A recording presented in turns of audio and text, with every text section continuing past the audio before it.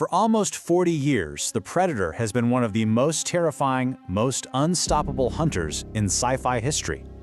But the blockbuster film Predator Badlands? It didn't just add another story to the saga. It basically tore up the rulebook and rewrote the entire universe.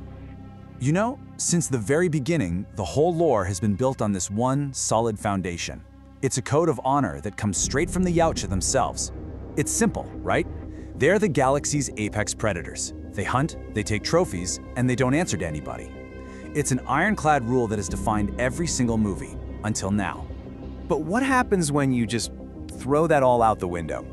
What if the monster we've been running from for decades is suddenly the one we're supposed to be rooting for? And that, right there, is the brilliant, absolutely game-changing question at the very heart of Badlands. And this brings us to, honestly, the most revolutionary idea in this franchise's history. This is the part that changes everything we thought we knew about the Yautja. For the first time ever, we're not watching soldiers or cops get picked off one by one. No, this is the Predator's story, and it's told from the Predator's point of view. The creature behind the mask is our main character. And you really can't overstate how huge this is. We've gone from this silent, menacing hunter that just lurks in the trees to Defang, an outcast who is, get this, being hunted himself. He's not just some monster collecting skulls. He's a real, developed character who's fighting for his life and trying to find redemption. It is a total 180 for the franchise. So the big question is, how do you even make a Predator a hero? Well, it all kicks off with an impossible mission and a very, very strange friendship. Okay, so meet our hero. His name is Dek, and he's basically considered a runt by his own people. A disgrace to his own father, who happens to be the clan leader. So after his brother sacrifices himself to save him, Dek gets exiled to this absolute nightmare of a planet called Jenna. His only way back, his only shot at honor, is to do the impossible.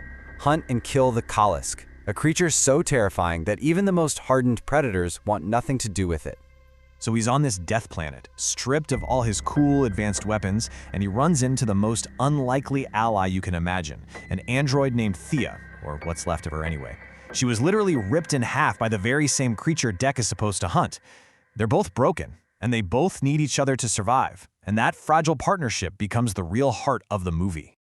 But here is the part that changes everything. You want to know who Thea works for? Weyland-Yutani. Yeah, that Weyland-Yutani. The evil megacorp from the Alien films. Her being there synthetic isn't just a nod, it's a bombshell that drops on the franchise. After years, and I mean years, of fan theories and comic books, Badlands just made it official movie canon. The Alien and Predator universes are one and the same. And believe me, this connection is so much more than a cool little Easter egg for fans. It's a foundational shift that completely rewrites the rules for both of these legendary franchises going forward. This is it. This is the moment where it all clicks into place. Badlands acts as the definitive bridge, taking all those what-if scenarios from the comics and video games and locking them firmly into the official movie timeline.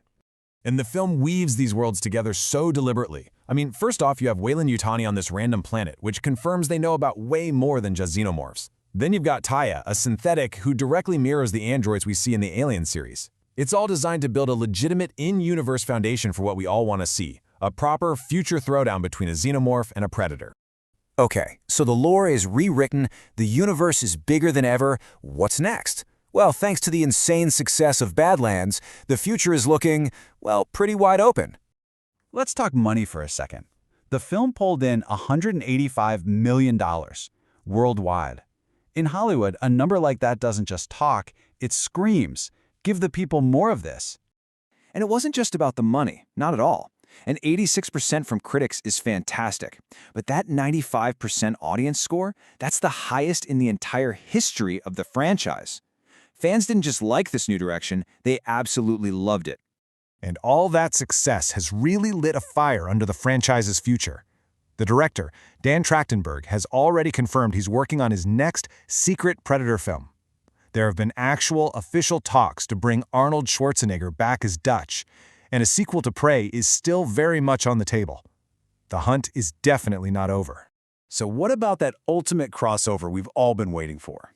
Fede Alvarez, the director of Alien Romulus, put it perfectly. He said, imagine you're watching a Predator movie and you have no idea until a xenomorph just shows up.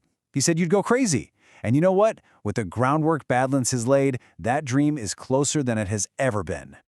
So there you have it. Badlands turned a monster into a hero and smashed two of the greatest sci-fi sagas of all time together. It proved that even after 40 years, this franchise can still hit us with massive, exciting surprises.